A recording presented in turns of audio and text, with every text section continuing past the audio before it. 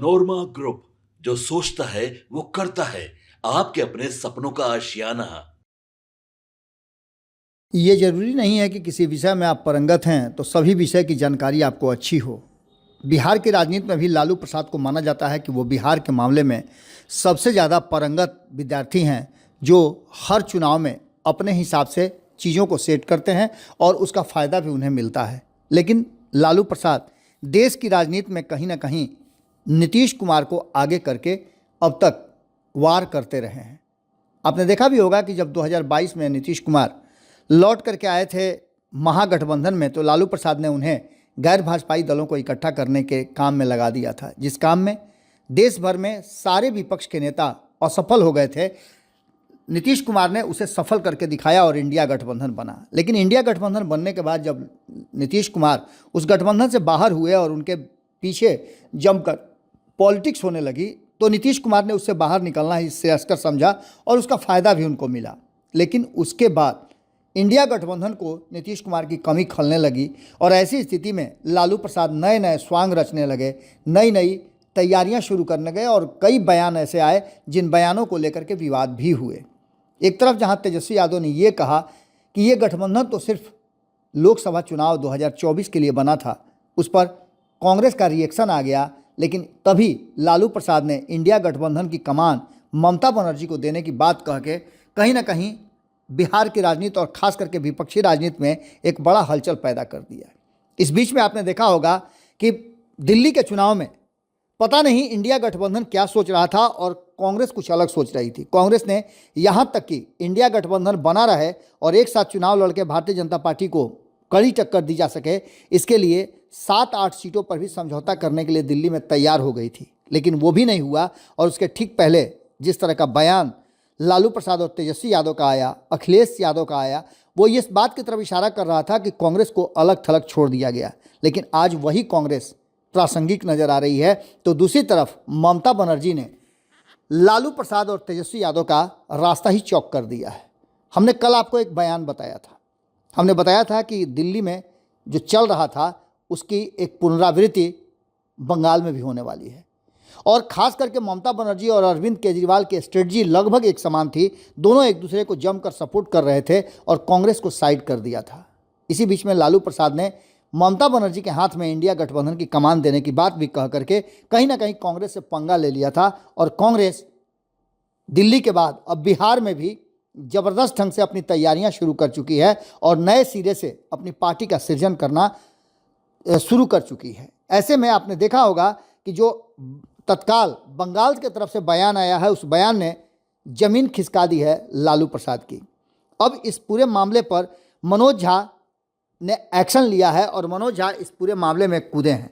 आपको बता दें कि मुख्यमंत्री बंगाल की ममता बनर्जी के आरोप पर उन्होंने चुनाव आयोग पर इससे पहले भी कई तरह के गंभीर आरोप लगा चुके हैं। हरियाणा और दिल्ली में भी इस तरह की शिकायतें आ चुकी हैं। आपको बता दें कि जो परिस्थितियां बनी हैं, उन परिस्थितियों में अब जो वर्तमान में बातें सामने आ रही हैं कि जिसको लेकर के मनोज झा, जो राष्ट्रीय जनता दल के नेता और कहा जाता है कि थिंक टैंक हैं, विकास में बिहार को लेकर के भूमिका जो विकास की रही है उस पर उन्होंने अपनी बात रखी है और ममता बनर्जी के बयान पर यह रिएक्शन आना आप समझ सकते हैं।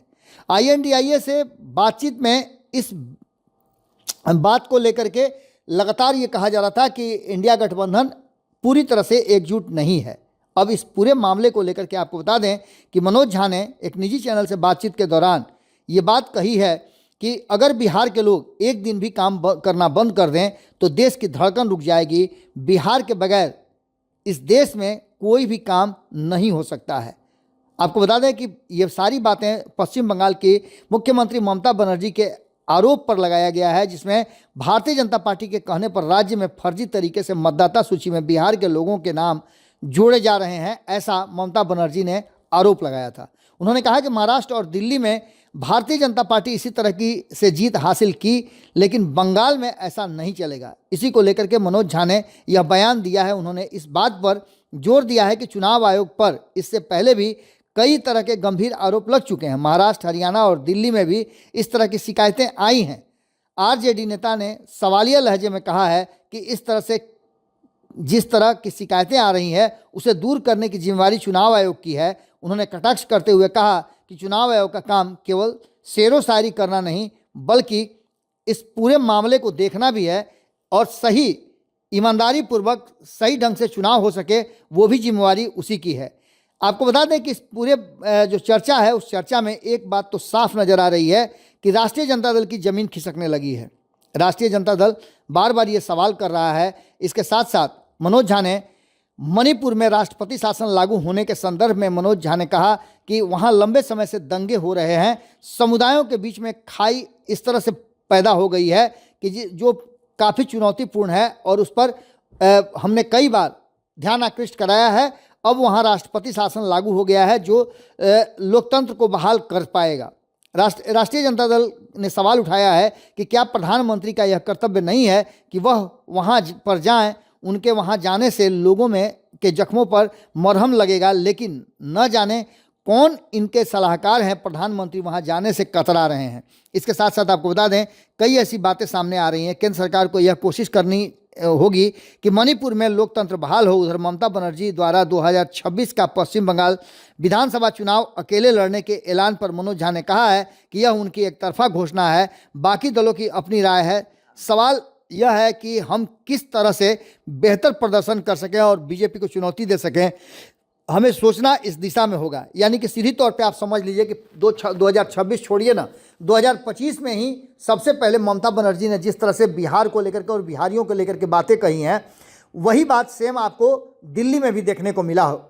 अब दिल्ली में क्या परिणाम आए हैं ये आप अच्छी तरह से जानते हैं और इस परिणाम से कहीं ना कहीं वो लालू प्रसाद जो ममता बनर्जी को इंडिया गठबंधन का कमान देना चाहते थे, जिससे नाराज कांग्रेस ने अब राष्ट्रीय जनता दल से धीरे धीरे अपना कन्नी कटाना शुरू कर दिया है और वही अब भारी पड़ता हुआ दिखाई दे रहा है लालू प्रसाद पर। हमने आपको कल ही बताया था कि लालू प्रसाद के निर्देश पर जब उत्तर प्रदेश में चुनाव हुए थे, माफ़ कीजिएगा, पश्चिम बंगाल में जब विधानसभा के चुनाव हुए थे तो तेजस्वी यादव वहां जा करके ममता बनर्जी के लिए बिना किसी शर्त समर्थन और प्रचार किए थे। उन्होंने बिहार के लोगों को ममता बनर्जी को वोट करने की बात कही थी और अपील भी किया था। अब वही ममता बनर्जी बिहारियों को अवैध वोटर के रूप में देख रही हैं और भारतीय जनता पार्टी के हवाले से अगर ये उसके बाद भी कह रही हैं तो निश्चित रूप से आप समझ सकते हैं कि ये उनके लिए घाटे का सौदा हो सकता है। और उनसे ज़्यादा 2025 में जो बिहार में चुनाव है ये लालू प्रसाद के लिए भी घाटे का सौदा हो सकता है, क्योंकि लालू प्रसाद और ममता बनर्जी के रिश्तों को लेकर के जो हाल फिलहाल में मधुर हुए हैं वो कहीं ना कहीं इशारा कर रहा है कि मामला उल्टा भी पड़ सकता है। इसको लेकर के कहीं ना कहीं लालू प्रसाद चिंतित हैं और यही कारण है कि मनोज झा इस पूरे मामले पर अपनी प्रतिक्रिया दे रहे हैं और ये समझाने की कोशिश कर रहे हैं कि सब कुछ ठीक हो जाएगा। उन्होंने भी कम से कम इतना जरूर किया है कि भारतीय जनता पार्टी को और प्रधानमंत्री को घेरने का कोशिश किया है। चुनाव आयोग पर उनका निशाना है। ममता बनर्जी को भी इशारों में उन्होंने जरूर इन सब बातों से कन्नी कटाने की या फिर कहा जाए कि इन सब बातों से थोड़ा सा संयम बरतने की बात जरूर समझाई है। क्या होगा ये तो देखने वाला होगा। आगे वक्त के हिसाब से इस पर क्या क्या प्रतिक्रिया आती है वो भी देखना बड़ा दिलचस्प होगा। जुड़े रहिए भारत लाइव के साथ। बहुत बहुत धन्यवाद। आपके सपनों को हमने सजाया है, ई होम्स पैनोरामा को हमने बनाया है। ई होम्स मेरा एक सपना था जिस पे मैं पिछले 4 साल से काम कर रहा था। हमने जो बनाया है वो सबने है माना। ई होम्स पैनोरामा में हो आपका भी आशियाना। और फाइनली हमने 2021 में इस प्रोजेक्ट को लॉन्च किया। बहुत लोग अप्रिशिएट कर रहे हैं कि पूर्णिया जैसे शहर में, बिहार के, एक तो बिहार की बात करें उसमें भी पूर्णिया जैसे छोटे जगह में इस तरह का लाइफस्टाइल देना, ये सुन के हम लोगों को बहुत अच्छा लगता है। ई होम्स में हमने कुछ और भी किया है, जैसे हम जिस जगह में रह रहे हैं हमारे फैमिली सिक्योर हो, उनको सिक्योरिटी का ध्यान में रखा है।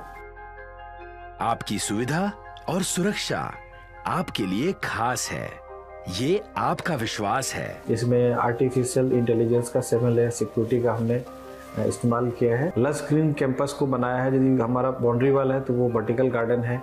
ये जितनी भी फैसिलिटी होता है एक इंटरनेशनल टाउनशिप में ई होम्स है, ये हम लोग विश्वास नहीं कर पा रहे हैं। जो भी हमारे मित्र दोस्त या जो भी हमारे बाहर के बायर आते हैं तो हम लोगों को बहुत अच्छा सुनने को मिलता है और बहुत अच्छा क्रेडिट मिल रहा है। वो सारा हमने सिर्फ एक बिल्डिंग नहीं बनाया, हमें एक बहुत अच्छा लाइफस्टाइल दिया ये होम्स में, और मेरा एक सपना था जिसको मैं आज फुलफिल होते हुए देख पा रहा हूँ।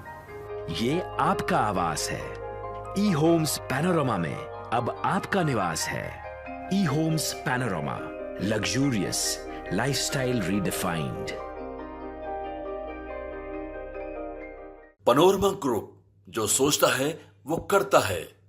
अगर ये वीडियो पसंद आई और वह बिहार के राजनीति और बिहारियत से सरोकार रखेनी तो सब्सक्राइब बटन दबा के चैनल के सब्सक्राइब कर ली। ओजे एगो घंटी बा, ओकरा बटन दबा देला से कुल सटीक और मारक खबर रुआ मुफ्त में मिल जाई। अगर रुआ पत्रकारिता के हमनी के नया प्रयोग में सहयोग कर चाहतानी तो ज्वाइन बटन दबा दी।